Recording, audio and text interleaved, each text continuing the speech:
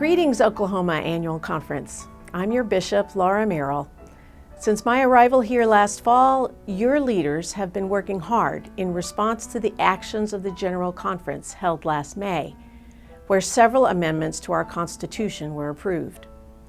Those amendments must be ratified by a 2/3 aggregate vote of all the annual conferences in our connection across the world.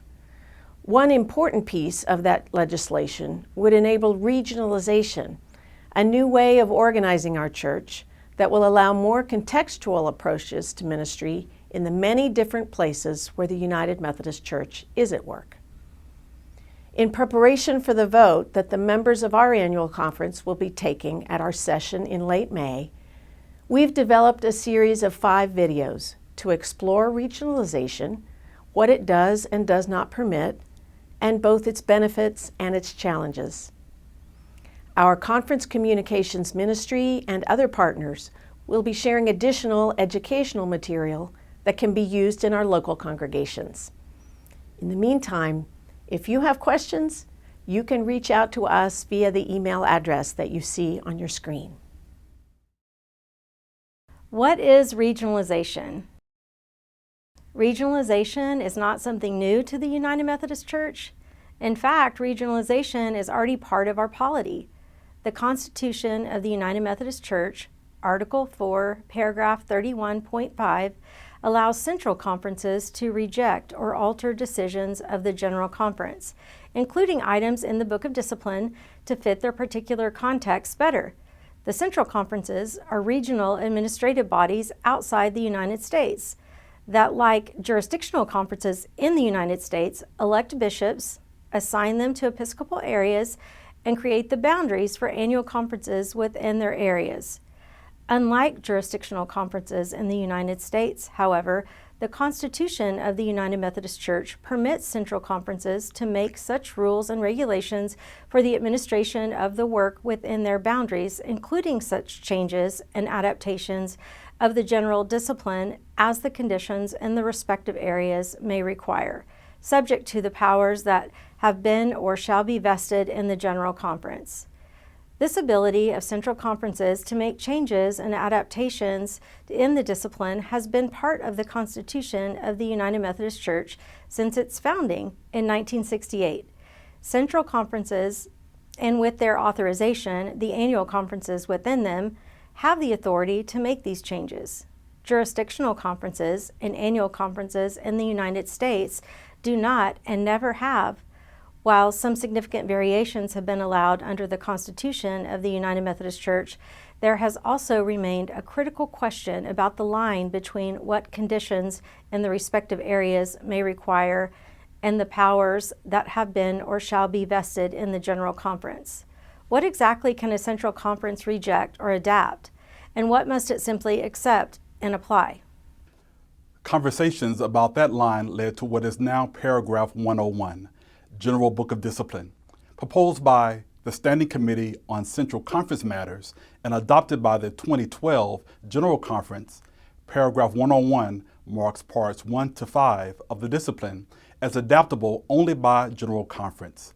Parts 1 through 5 include the Constitution, paragraph 101 itself, the doctrinal standards, and our theological task, the ministry of all Christians, and the social principles.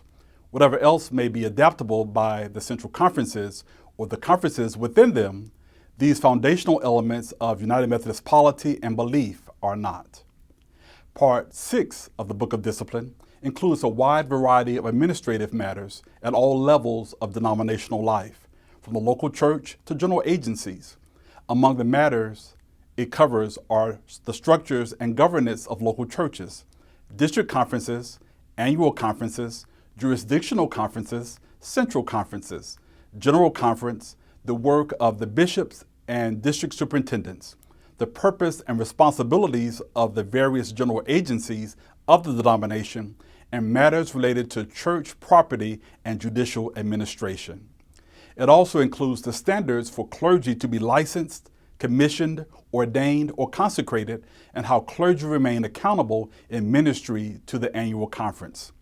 Some of these may easily be administered more locally. It may make sense and be generally uncontroversial for central conferences to determine how annual conferences within them are structured, and for annual conferences to be allowed to determine how local churches within them are structured, provided basic connectional relationships are maintained.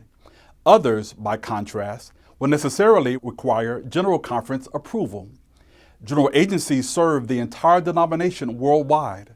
So do the Council of Bishops and the Judicial Council. How central conferences are organized and relate to one another and to the church as a whole are critical to the connection itself. Now consider the following. One example of some central conferences not adopting a General Conference action is the ordination of deacons. The 1996 General Conference created a new permanent order of deacon in full connection and abolished the two-stage process of ordination from deacon to elder.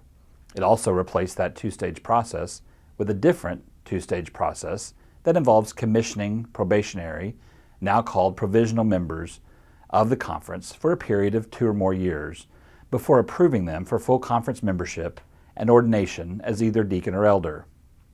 Some central conferences have never enacted this system because they preferred to stay with the previous system as better suited to their context. An example of adapting policies approved by the General Conference is the tenure of bishops. General Conference calls for bishops to be elected to serve for life until mandatory retirement. Several central conferences, however, have had a variety of different processes. The Congo Central Conference, for example, initially chose to elect a bishop to a 4-year first term, followed by a new election. If the bishop was elected a second time, the bishop could then serve for life. The 2018 Congo Central Conference changed the policy again, this time to align with the General Conference version. The Congo Central Conference also made the new policy retroactive to all seated bishops at the time, including the most recently elected. So the Congo Central Conference has used the provisions for regionalization twice to adapt General Conference policies regarding the tenure of a bishop. What would examples be where churches in the USA can adapt Section 6 of the Book of Discipline, structures and governance of local churches, district conferences, annual conferences, jurisdictional conferences, central conferences, general conference, the work of the bishops and district superintendents, the purpose and responsibilities of the various general agencies of the denomination, and matters related to church property and judicial administration. It also includes the standards for clergy to be licensed, commissioned, ordained, or consecrated, and how clergy remain accountable in ministry to the annual conference. What do you think about the fact that no central conference or regional conference has or would not have the power to change the core of our identity as United Methodist? That's found in the Constitution, paragraph 101 itself, the doctrinal standards, and our theological task, the ministry of all Christians, and the social principles.